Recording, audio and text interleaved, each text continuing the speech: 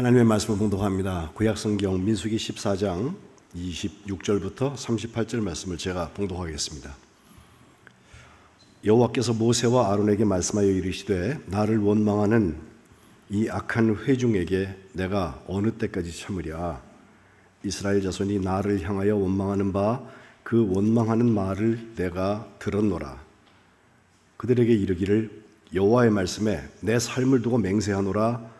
너희 말이 내 귀에 들린 대로 내가 너희에게 행하리니 너희 시체가 이 광야에 엎드러질 것이라.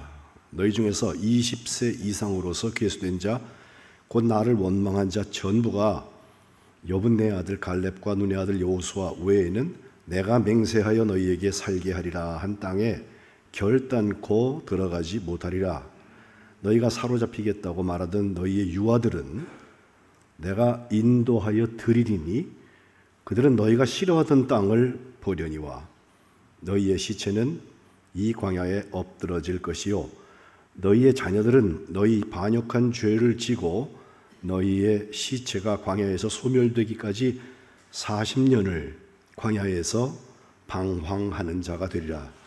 너희는 그 땅을 정탐한 날 수인 40일의 하루를 1년으로 쳐서 그 40년간 너희의 죄악을 담당할지니 너희는 그제서야 내가 싫어하면 어떻게 되는지를 알리라 하셨다 하라.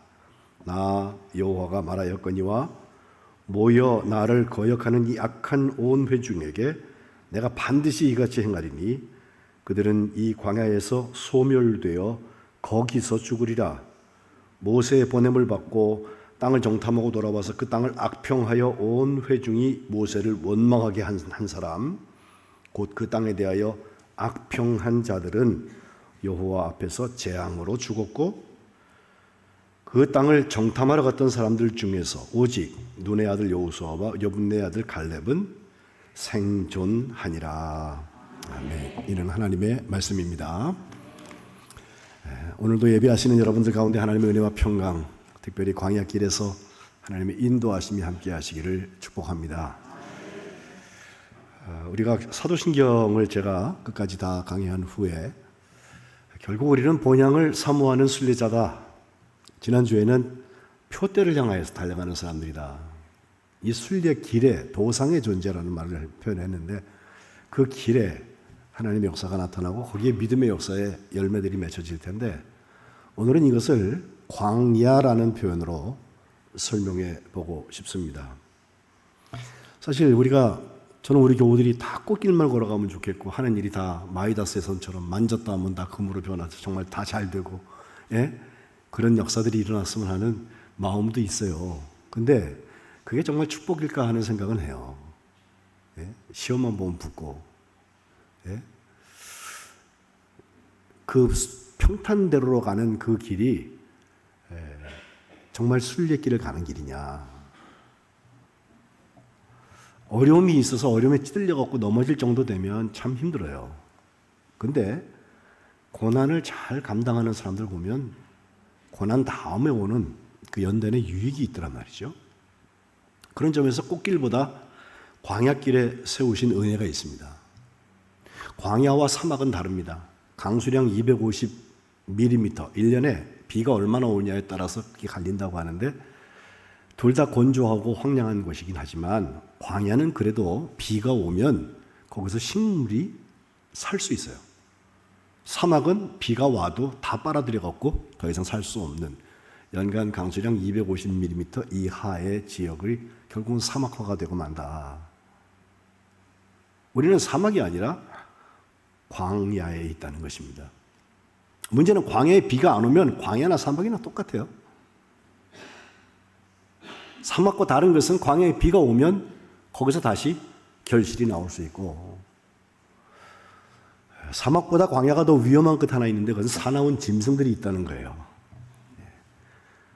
짐승도 극한 환경에 갖다 놓으면 살지 못해요. 그래서 사막에 가면 전갈이나 이런 건 아니지 생물들이 다 살 수 있는 곳이 없잖아요. 초식 동물은 더욱 있을 수도 없고.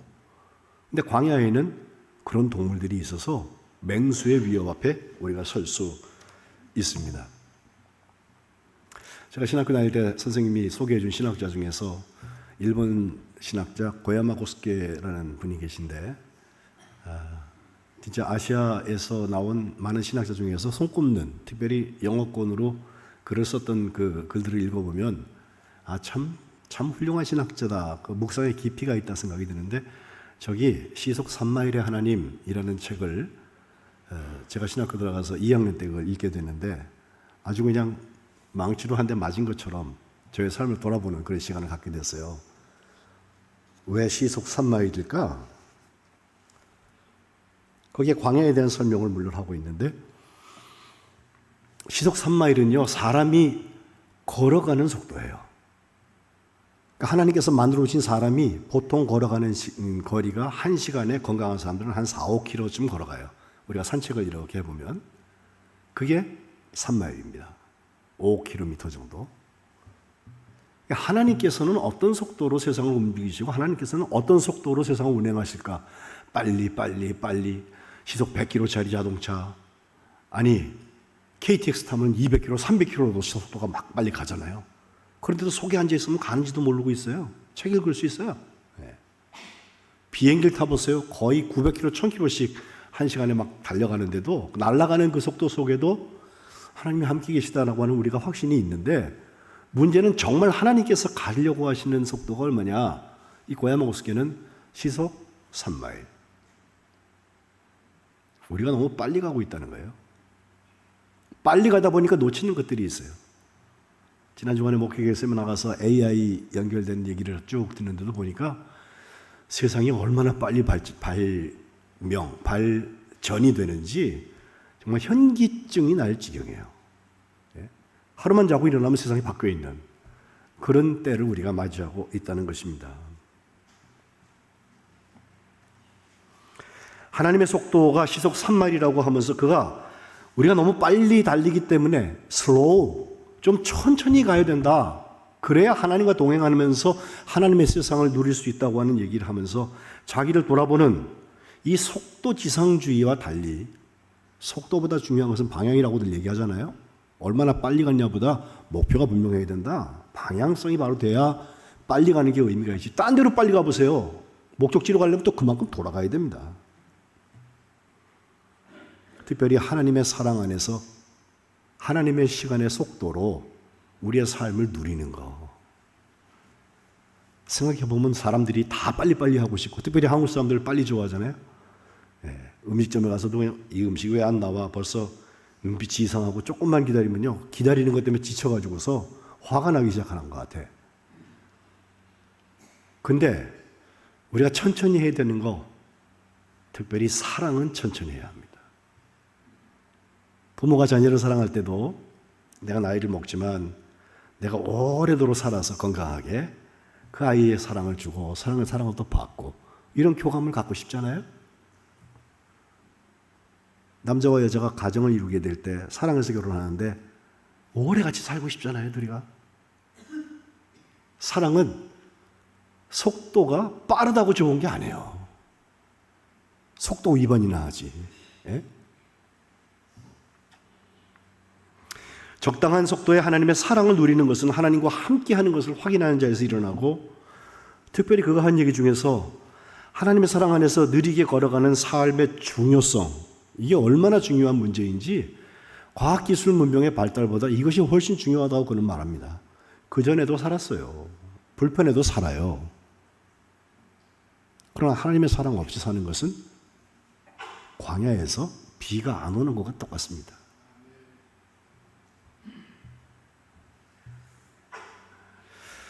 광야에는 길이 없습니다. 근데 그거 하는 말을 보면 길이 없기 때문에 길이 있는 곳이 광야입니다, 이런 말이에요. 이게 무슨 소리야? 있으면 있는 거고 없으면 없는 거지?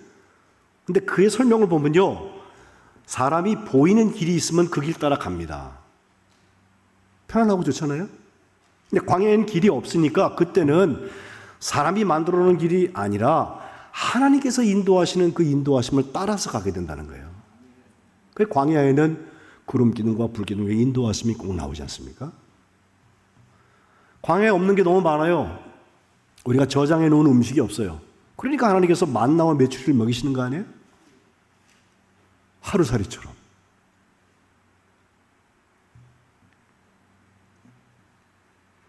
그 광야라는 말이 히브리어 어근에 보면 말씀이라는 데서부터 나와요. 어쩌면 광야에서 가장 중요한 것은 하나님의 말씀이에요. 가자, 그럼 따라가는 거고, 서라, 그러면 서 있는 거예요. 그게 구름 기둥과 불 기둥의 인도하심의 원칙입니다. 지난 금요일에 새벽에 레위기를 마치고 이제 민수기를 읽기 시작을 했는데, 민수기 1장에 보면은 60만이 넘는 숫자를 계수하고 출발해서 26장에 가면 이제 모압 평야에 도착해서 조금 있으면 여리고 요단강을 건너서 이제 그 가나안 땅으로 들어가게 되기 전인데, 그때까지 38년 정도의 시간을 모아서 약 40년의 그 모든 광야 생활을 얘기를 하고 있는데, 거기 진짜 광야들이 계속 광야예요. 출발하는 곳 또 광야, 시내 광야, 그 다음에 뭐 바란 광야, 무슨 모압, 다 평지라고 그래도 광야예요. 우리가 눈으로 딱 봐서 초록색이 쫙 있는 그런 평지, 푸른 초장이 아니라 비 안 오면은 아무것도 살 수 없는 광야란 말이죠. 근데 놀라운 것은 처음 계수했을 때 1장에 나오는 계수와 들어가기 전에 계수가 1,000몇백 명 차이 나지 60만 넘는 건 똑같습니다. 네. 그래서 민구조사 2번을 했는데 같은 수가 출발했고 같은 수가 도착한다. 문제는 그 60만 명 넘는 20세 이상으로 싸움에 나갈 만한 자만 숫자를 센 게 지파별로 어느 지파는 몇 명, 어느 지파는 몇 명 다 더해보니까 60만이 좀 넘었다는 건데, 그 사람들이 여호수아와 갈렙 빼놓고 다 죽었다는 거예요. 그 이유가 민수기가 계속해서 하고 있는 이야기인데, 그 이야기에는 하나님의 인도하심을 받는 사람들이 하나님 앞에 불순종하고 거역했을 때 하나님께서 광야에서 세대 교체를 일으키신다는 거예요. 특별히 그것을 하나님의 말씀 가지고 하십니다. 성경에 보면 광야에서 위인들이 많이 나와요. 모세도 바로의 왕궁에서 공주의 양 아들로 컸던 40년에서 사람을 죽인 것 때문에 도망을 간 곳이 미디안 광야로 가잖아요. 광야에서 똑같은 시간 40년을 있다가 하나님의 부르심을 받아서 이 출애굽의 지도자가 됩니다. 이것을 사도행전 7장에 보면 그 자체를 표현하기를 광야 교회라는 말로 표현을 하는데, 교회가 무슨 광야일까 여러분 생각하시지만 교회도 광야입니다. 특별히 모세가 그 교회에서 살아있는 하나님의 말씀을 받아서 우리에게 주던 그 사람 모세, 바로 광야 교회가 하나님의 말씀을 받는 곳이다라고 하는 것으로 설명을 하고 있고, 뭐 그 뒤에도 계속 나오는 뭐 다윗 같은 경우에 골리앗을 잡아서 다윗은 사울은 천천히고 다윗은 만만이라고 하는, 지금의 왕보다 10배나 더 승한 권세를 얻었음에도 그 왕이 나를 잡으려고 쫓아오니까 3,000명을 병력을 동원해가지고 나를 추격을 하니까 도망가고 숨었던 곳이 다 광야고 굴이고 그래요. 정말 피곤하게 살다가 그가 전사한 이후에 자기가 그 나라의 왕이 된 것을, 통일왕국의 왕이 된 것을 우리가 보게 되는데, 다윗도 광야 출신이 됐다고 말할 수 있습니다. 그런가 하면 능력을 제일 많이 베풀고 기적을 베풀었던 엘리야 같은 선지자, 그 갈멜산에서 바알 선지자 450명하고 자기 혼자서 정말 맞대결을 하게 되는데, 하나님의 불의 역사가, 엘리야의 제단에 불의 역사가 나타나니까 사람들이 다 이긴 걸 알게 되잖아요. 그때 그가 한 것이 저 바알 선지자 450명을 기손 시내가에 들고 와서 다 죽여버려요. 그랬더니 그 배후가 되었던 왕비 이세벨이 가만히 있습니까? 오늘 해지기 전에 저 엘리야의 목숨이 이 사람들과 똑같이 되기를 내가 바란다 하면서 오늘 해지기 전에 왕비가 걔를 죽이겠다는 거예요. 수배령을 내려갖고 도망을 가요. 도망간 곳이, 하룻밤 동안 간 곳이 광야길을 가서 거기서 우리 밑에 있는 로뎀 있잖아요. 로뎀 나무 밑에서 잠들었는데 그때 천사가 그를 나타나서 깨우죠. 떡 한 덩어리 그리고 물병 주어서 그거 먹고서 이제 출발해서 가라고 하는데 거기서부터 호렙산까지도요 다 광야길입니다. 40주 40야를 엘리야가 그 길을 갔다는 거예요. 그리고 가서 하나님을 만나고 세미한 음성 중에 말씀하신 하나님의 음성을 듣고 이제 다시 힘을 얻어서 돌아와서 또 예언 사역을 하게 되는데, 엘리야도 그런 점에서는 광야 출신이라고 볼 수 있죠. 신약 성경에 예수님의 앞서갔던 세례 요한, 광야에 외치는 소리죠. 또 사도 바울 같은 사람도 다메섹에서 예수님을 만난 다음에는 아라비아 광야에 가서 3년간 시간을 보냈다. 다 광야 출신들입니다. 특별히 예수님도 사역 시작하실 때 보면 저 광야에 나가서 40일 동안 금식하면서 기도하신 후에 돌아왔을 때 사탄이 그를 맨 처음 시험한 게 뭐예요? 배고프지? 이 돌 있잖아. 이거 빨리 떡으로 만들어갖고 먹어. 너 충분히 할 수 있잖아. 그때 예수님께서 답하신 말씀이 오늘 제가 예배 시작에 읽은 신명기 8장 2절과 3절과 4절의 말씀입니다. 특별히 3절 말씀인데, 사람이 떡으로만 살 것이 아니라 하나님의 입으로부터 나오는 말씀으로 산다는 거 아니에요? 근데 그 앞에 2절 3절을 보면요, 하나님께서 왜 우리를 광야에 40년 동안 두셨을까? 그거 기억해야 되는데, 너를 높이신 게 아닙니다. 낮추셨습니다. 너를 시험하시는데 이 사람 마음이 진짜 어떤지, 하나님의 명령을 지키는지 지키지 않는지 테스트하는 시간이 40년 한 세대였다는 거예요. 그리고 단 2사람 빼놓고 60만이 다 광야에서 엎드러졌다. 3절에 너를 낮추시고 너를 줄이게도 하시고 알지 못하던 만나, 그거를 그 광야에서 새벽마다 하나님께 주신 것은 정말 하나님의 말씀으로 사는 우리들, 다바라고 하는데 하나님이 말씀하신 것이 그만큼 중요하다는 거예요. 이것을 네가 알게 하려 하심이라. 중요하고 끝나는 게 아니에요. 그걸 내가 알아야 돼요.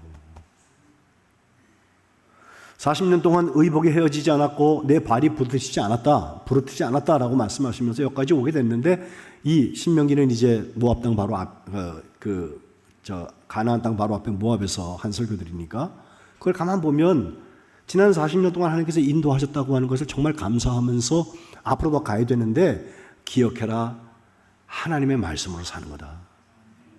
꼭 알아야 된단 말이죠. 이것이 광야의 특징입니다.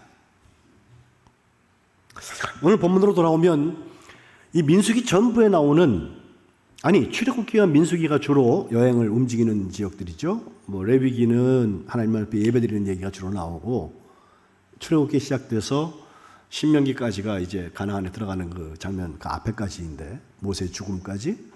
신명기는 거의 도착해가지고서는 과거로 돌아보니까 하나님이 이렇게 하셨다는 걸 쓰고 있으니까 좀 벗겨놓고, 실제적으로 이동거리에 일어난 일들은 출애굽기와 민수기에서 볼 수 있는데 다 광야 하면서 특징이 하나 나와요. 광야에서 구름 기둥 불 기둥 따라서 만나 메추리 먹어가면서 주님이 가자 그러면 가고 쓰라 그러면 쓰면 되는데, 그걸 안 하고 자꾸 이상한 생각들, 뇌피셜이라고 우리 요새 얘기하는 가짜 뉴스를 만들고 이상한 정말 루머를 퍼뜨려가지고 악성 불평이 생기고, 그것이 백성들의 마음을 동요시키고 그것이 내란을 만든다는 거예요. 적어도 10번의 큰 내란들이 있었어요. 평균 잡으면 40년이니까 4년에 한 번씩은 찾아와요. 40년 광야 생활하는 중에. 근데 오늘 본문에도 그 얘기가 나오지만 하나님이 정말 답답하신 건요, 내가 10가지 재앙을 했잖아요.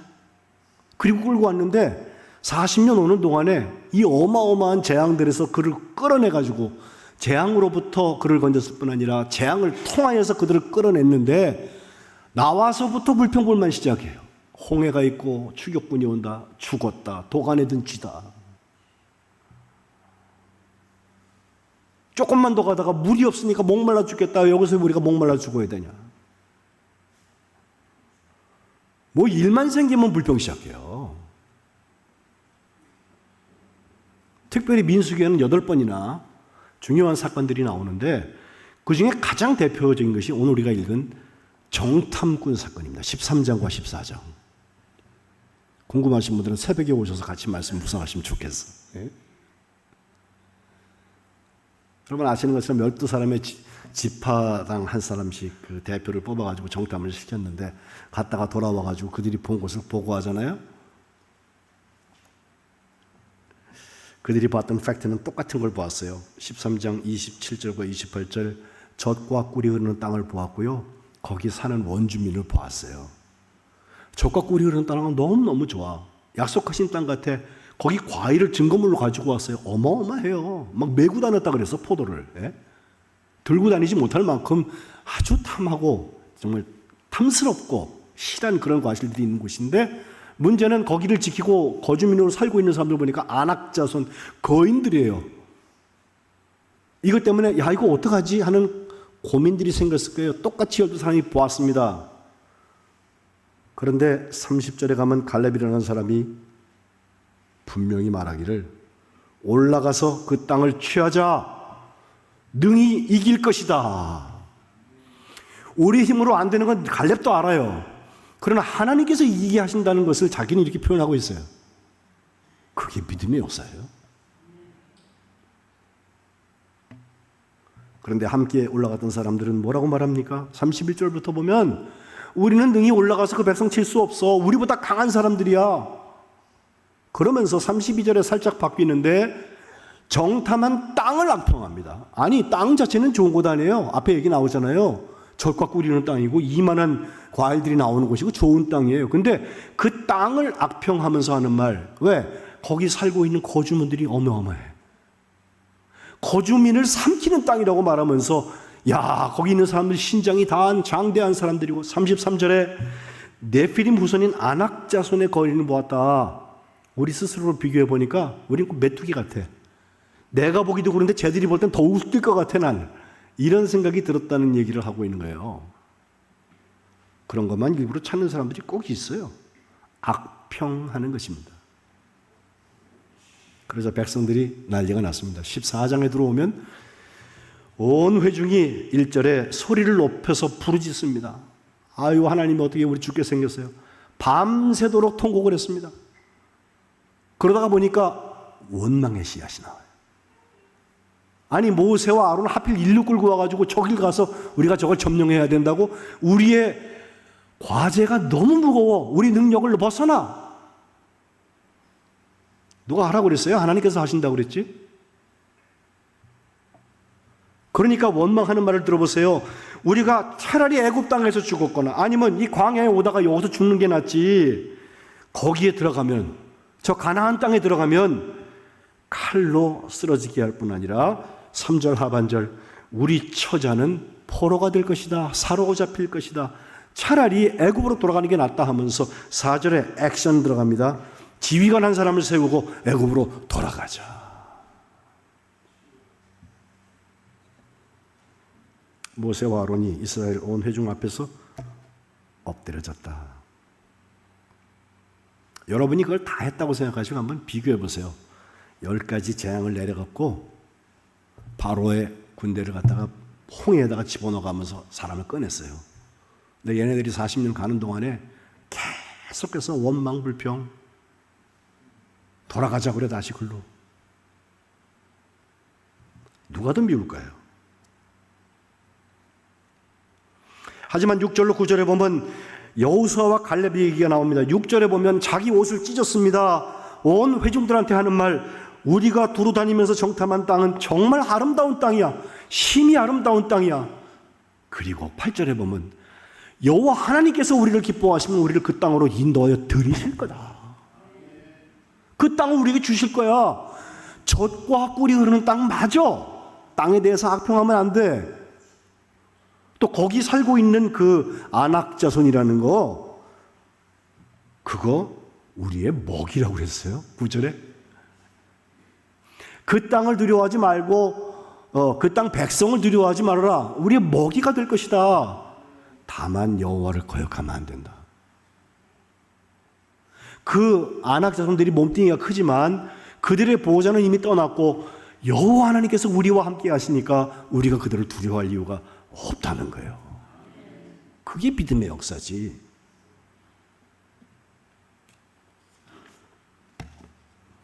10절에 보니까 그 얘기를 듣고 있던 온 회중들이 어떻게 합니까? 돌을 들었어요. 여호수아와 갈렙을 쳐 죽이려고 했어요. 왜? 10대 2거든. 수가 많으면 다 옳은 줄 알아요. 하나님께서 그걸 그냥 두시지 않았습니다. 10절 하반절에 그때 여호와의 영광이 회막에 해서 모든 이스라엘 자손들에게 나타났습니다. 그러자 모세가 하나님한테 가서 빌지요. 하나님 잘못했다고.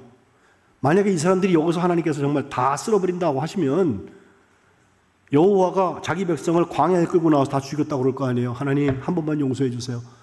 그리고 그 악평하고 구테타 열었던 것들을 대신 사죄하는 기도를 할 때 하나님께서 그렇게 하겠다고 하시고서 하신 말씀이 오늘 본문이에요.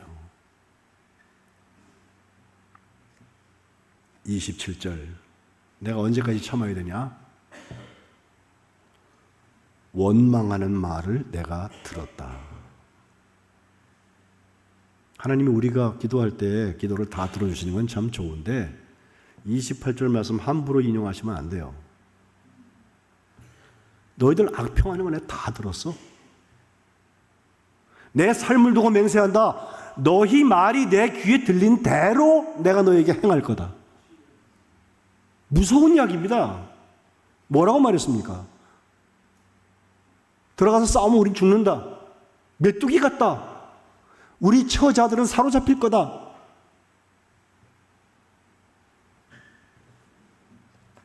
하나님의 대답은 간단해요. 너희들은 광야에서 그 시체가 엎드러진다. 29절 30절에 광야에 엎드러진다. 30절 마지막에 그 땅에 너희들 못 들어가. 모세도 못 들어가잖아요. 32절 너희의 시체가 이 광야에 엎드러질 것이다. 35절 이 광야에서 소멸되어 거기서 죽는다. 그 다음에 너희의 유아들 20세 아래고 아예 갓난 애기들 있잖아요. 반대로 걔들은 내가 인도하여서 그 땅에 데리고 들어갈 거야. 너희가 싫어하던 땅, 거주민을 삼키는 땅이라고 말했던 그 땅을 그들이 보게 될 거야. 세대 교체의 이야기예요. 우리가 다음 세대들을 위해서 기도하고 있죠.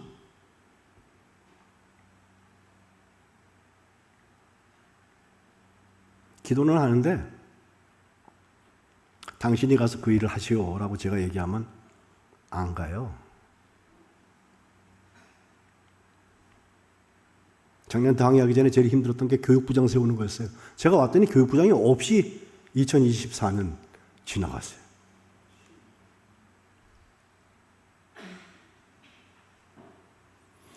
유아들, 걔들은 그걸 볼 거예요.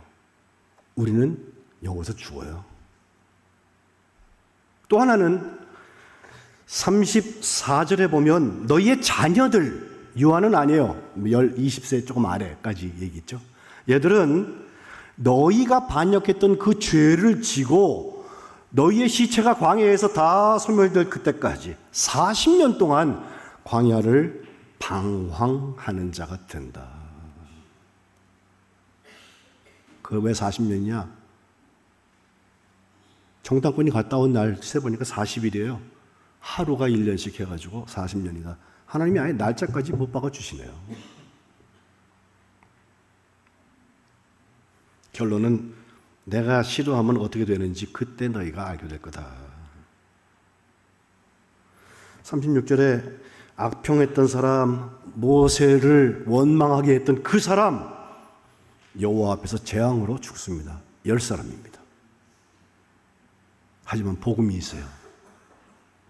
소수지만 여호수아와 갈렙 두 사람, 그 사람은 생존하니라. 이 두 사람은 가나안 땅까지 들어가요. 그 사람이 다음 세대의 지도자예요. 시간이 갔지만 제가 이야기 하나 하고서 말씀 마치려고 그러는데 장진숙이라는 분이 계세요. 아주 예쁘게 생겼는데요. 얼굴 사진 좀 보여주세요. 이렇게 지휘봉을 들고 있죠. 우리 감리교회 중에서 선한 목자교회, 저 성남 그 장지동에 있는 그 교회에서 선한 어린이 합창단을 한 10년 만들어서 지휘했던 사람인데, 저분이 제가 간증하는 것도 좀 보고 이 이야기를 좀 전해야 되겠어서 썼던 저 책은 믿음이 없이는 이라고 책의 제목이 되어 있는데, 2022년도에 영국 옥스퍼드 대학으로 공부하러 가면서 쓴 자기 삶의 이야기예요. 근데 저분이 왜 유명하냐면 저 광야를 지나며 라고 하는 노래 때문에 유명해지기 시작했어요. 아니, 저렇게 아름답게 새기고 지금 결혼해서 아이도 낳고 유학하고 있는 사람인데 무슨 광야를 지냈을까? 근데 그가 얘기하면서 눈물을 흘려가면서 살아온 얘기를 하는데요. 야, 중학교 때 아버지가 폐암이 걸려요.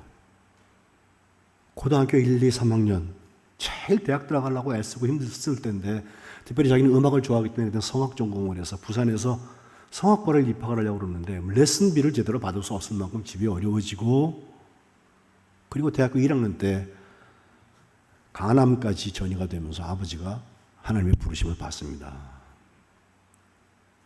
근데 어머니가 매몰차게 이제 우리 집 어렵고 하니까 내가 너한테 1,000원도 더 줄 수 없다. 네가 돌아서 독립해서 알아서 살아라. 그래가지고 신앙이 있어서요, 교회 어느 교회에서 일부 예배 드리면서 사례받는 거 갖고서 그냥 살았대. 예. 너무 빠듯하죠? 교통비가 제대로 나오지 않고 숙식을 다 할 수가 없어서 정말 김 한 쪼가리에다가 햇반 반 쪽에서 먹은 게 아침, 저녁에는 나머지, 이렇게 산 날도 수두룩했다는 거예요. 어렵고 힘든, 특별히 외로운 생활이 계속되는데, 물론 간간히 하나님께서 은혜를 주셔서 자기에게 응답의 역사들이 있었던 것도 있었고 참 감사한 일도 있고 영적인 성장이 살살 일어나는 건 맞는데, 그가 성악가로서 이제 이태리에 유학을 가려고 준비하고 있던 때 하나님께서 그에게 주신 것은 마음이 있는데, 너 노래하려고 그러지 말고 내가 너한테 곡을 줄 테니까 곡을 써라. 근데 그때 자기가 영성일기를 늘 쓰고 있었는데 그 영성일기의 가사가 광야를 지나며라고 하는 복음성가 CCM 하나를 만들어요. 오늘 오후 예배 오시면 여러분 같이 부를 수 있습니다. 그 광야를 지나며 이야기 조금 이따 제가 가사를 읽겠지만, 저 노래를 만들면서 처음에 확 히트가 된 건 아닌데, 이분은 하나님이 주시는 곡이 막 쏟아져 들어오니까 그걸 곡을 쓰기 시작을 해서 작곡가의 삶을 살기 시작을 하는데, 그러던 어느 날 어머니의 병력이 있어서 종합검진을 하다가 보니까 갑상선에 이게 암 같은 게 있다는 거예요. 아버지도 암으로 돌아가셨잖아요. 그러면 의심을 더 많이 하죠. 그래서 그거를 수술을 하게 되는데, 혹이 많은 것들을 가지고 선생님이 너 스트레스가 너무 많구나, 스트레스를 줄이라고 얘기하는데 어떻게 스트레스를 줄여요? 매일매일의 삶이 근근히 걸어가는데, 게다가 4년 동안 결혼하려고 사귀었던 남자, 그가 의사였는데 그하고 그 부모가 반대해가지고, 의사의 아버지가 늘 하시는, 보면서 하는 말이 뭐 얘는 키가 작으니까 네가 키가 커야 되는데 너 네 키 가지고 안 된다느니, 뭐 아버지 없는 사람하고 결혼 안 하겠다느니, 왜 의사를 아들로 둔 사람이 며느리를 받을 때 뭐 해가지고 와야 된다며, 열쇠 갖고 와야 된다며, 그 얘기하고 있는 거예요, 사실 그 사람이. 예? 4년 동안을 견디다가 결국은 헤어지고 나서 나는 어떻게 해야 되나, 32살이 되었는데 그때 갑상선 수술을 하게 돼요. 수술하러 가는데 엄마는 부산에서 안 올라오죠. 난 보호자가 없어서 수술 동의서를 자기 스스로 쓰고 들어갔어. 전신 마취라고 해서 깨는데 그 시간에도 누가 돌봐줄 사람이 없어요. 그런 환자가 돼서 수술을 마치고 딱 깨는데 몽롱한 중에 하나님께서 분명히 그렇게 말씀하시더래요. 뭐 줄까? 뭘 줄까? 그러시더래요, 하나님께서. 그 자기는 우선순위 두 가지가 딱 있다는 거예요. 하나는 좋은 남자 만나서 결혼했으면 좋겠는데 시아버지 시어머니가 그 사람 같은 사람 아니었으면 좋겠다. 다른 하나는 계속해서 영감을 주셔서 곡을 만들고 다른 사람과 나누는 삶을 살았으면 좋겠다고 이 두 가지 꼭 주세요라고 그 병을 깼는데, 그리고 며칠이 안 돼가지고선 자기가 보험회사에서 와가지고서 너 병 걸려가지고선 그거 보험이 나오게 된다. 그래서 보상금 가지고 보니까 뭘 할까 생각해보니까 제일 필요한 게 자기 신데사이저, 이 건반 악기가 너무 조그매가지고 위에 거 소리가 안 나니까 소리를 상상해가면서 곡을 썼대거든요. 그래서 요거 좀 큰 거 하나 샀으면 좋겠다 싶어서 중고를 찾아서 중고 나라에 들어가고 찾았는데 자기 예산하고 딱 맞는 게 있더래요. 원하던 게. 그래서 그 사람한테 전화했더니 밤늦게 전화했는데 지금 갖다 주겠다고. 보니까 뭐 정거장 2정거장밖에 멀리 안 살더라는 거 아니에요? 갖다 줬어요.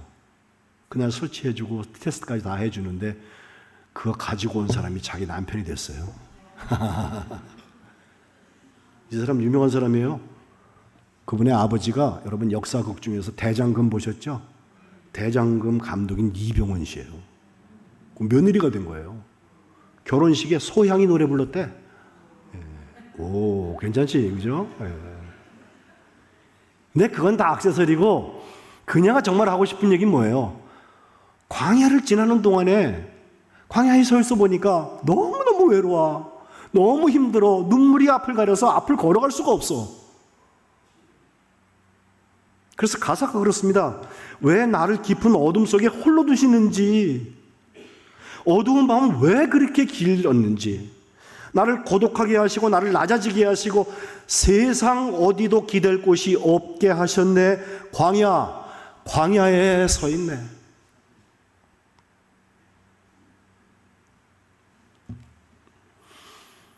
주님만 내 도움이 되시고 주님만 내 빛이 되시는, 주님만 내 친구 되시는 광야, 주님 손을 놓고서는 단 하루도 살 수 없는 그곳 광야에 서 있네.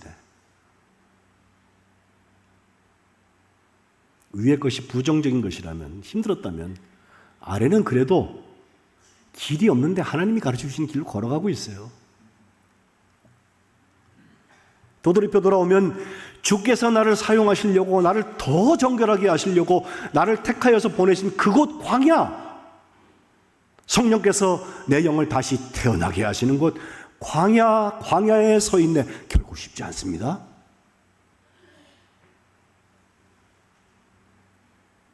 그런데 내 자아가 산산이 깨지고 보란듯이 남들 앞에 좀 서보고 싶었던, 높아지려고 했던 내 꿈도 주님 앞에 다 내려놓고 오직 주님의 뜻만 이루어지기를, 나를 통해서 주님만 드러나기를, 여기서는 광야에 서 있네가 아니라 광야를 지나며입니다. 그래서 제목이 광야를 지나며예요. CBS에 나오는 그 새롭게 하소서에도 와서 간증을 한 일이 있고, 3년 전에 유학을 갔기 때문에 지금은 영국에 가서 옥스퍼드에서 공부하고 있지만, 수용로 교회 또 저 올림픽 교회 있죠. 그 오륜교회에서 하는 그 다니엘 새벽기도에도 나와서 간증을 한 일이 있고, 여러분 유튜브에 들어가서 이 강진숙 세 글자 치면요 꽤 있어요. 짧은 거로 택해서라도 한번 보세요. 어떤지.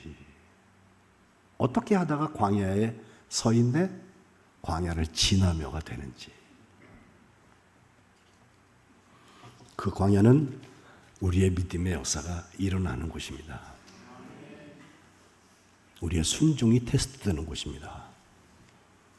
하나님의 말씀을 지키려는 마음이 있는지 없는지 거기서 다 드러납니다. 일부러 어려운 일을 당해보라는 얘기 아니에요.